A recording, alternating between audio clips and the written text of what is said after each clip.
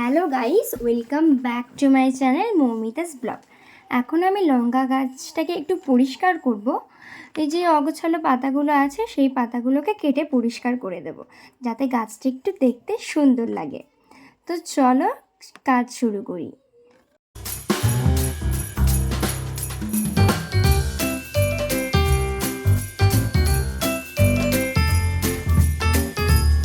তো দেখো বন্ধুরা, সব গাছের পাতাগুলো কেটে দিয়েছি যেগুলো প্রয়োজন ছিল না।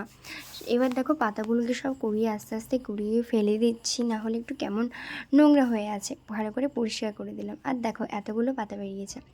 আর দেখো গাইস, লঙ্কা গাছে কত লঙ্কা হয়েছে। এর আগেও আমি অনেক লঙ্কা তুলেছিলাম।